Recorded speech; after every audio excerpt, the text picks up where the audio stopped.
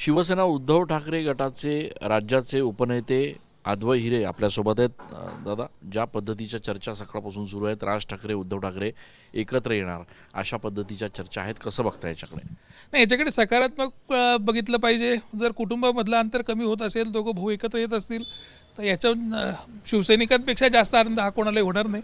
निश्चितपणानं या भूमिकेचं मी स्वागत करतो। आणि जे काही मताचं ध्रुवीकरण हे मुंबई महापालिकेच्या विशेषतः निवडणुकीमध्ये होणार होतं, ते हेच जर होऊ शकलं, दोन्ही पक्ष एकत्र येऊ शकले, तर निश्चितपणानं टाळता येईल आणि अधिक चांगलं परफॉर्म मुंबई महापालिकेच्या अनुषंगानं आपल्याला करता येईल।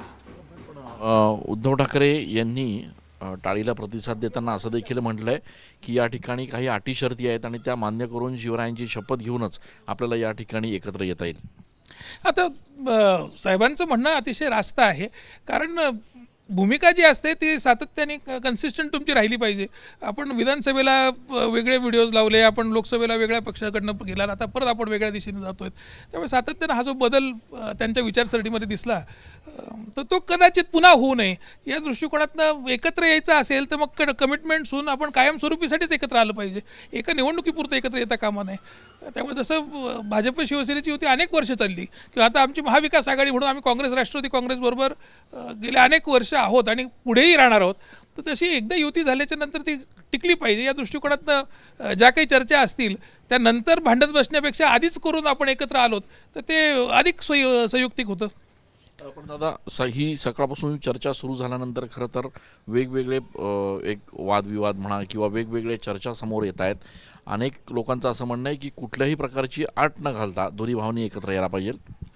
कुठल्याही प्रकारची आट न घालता म्हणजे अटी शर्ती काय सीट शेअरिंगच्या संबंधी आहेत किंवा काही राजकीय धोरणांच्या संबंधी असं नाही, फक्त विचारसरणीशी स्टिकअप असलं पाहिजे। परत आपण भूमिका बदलली नाही पाहिजे, परत आपण भारतीय जनता पक्षाच्या बाजूनं जाता कामा नये। आम्ही जे महाविकास आघाडीमध्ये तुम्ही येणार असाल तर मग आघाडीच्याच भूमिकेतनं आपल्याला पुढे राहावं लागेल, अशा पद्धतीचे कमिटमेंट्स निश्चितपणाने घ्यावे लागतात। पण या एकूणच ही जी काही राजकीय मूव होऊ पाहते आहे तिने फायदा होईल दोन्ही पक्षांना असं वाटतंय, आणि एकूणच महाराष्ट्राला सुद्धा नक्कीच फायदा होईल। आणि संबंध महाराष्ट्रामध्ये लोकसभेला आपण पाहिलेलं आहे, निवडणुकीमध्ये कशा पद्धतीने महाविकास आघाडीने परफॉर्म केलं, विधानसभेच्या निवडणुकांमध्ये काय झालं हे मी सांगण्यापेक्षा तुलसी गब्बर्ड स्वतःच बोललेलं आहे। त्यामुळे तो विधानसभेचा निकाल हा आमच्यासाठी काय खूप गांभीर्याने घेण्यासारखा नाही आहे। महाराष्ट्रातली जनता ही महाविकास आघाडीच्या बरोबर ताकदीनं आहे हे आजही जाणवतं आहे, कारण आम्हाला पराभूत झाल्याच्या नंतर भेटायला जेवढी लोकं येतात तेवढी प्रत्यक्षात मतं दिसत नाहीत। त्यामुळे याच्यात काळबेर नेमकं आहे काहीतरी हे कळतंच आहे।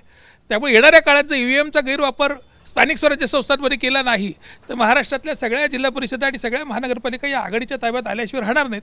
आणि त्यात मनसेची एक ताकद आणि विशेष करून राजसाहेबांसारखा एक प्रभावी व्यक्ता जो लोकांना कन्व्हिन्स करू शकतो, असं एक चांगलं नेतृत्व जर आमच्याकडे आलं तर त्यात आणखीनच भर पडणार आहे। खूप खूप धन्यवाद। अद्वै हिरे यांनी सांगितलं की ज्या पद्धतीची एकूण चर्चा सुरू आहे, दोन्ही भाऊ एकत्र आले तर निश्चितपणे त्याचं एक सकारात्मक चित्र महाराष्ट्रात बघायला मिळेल।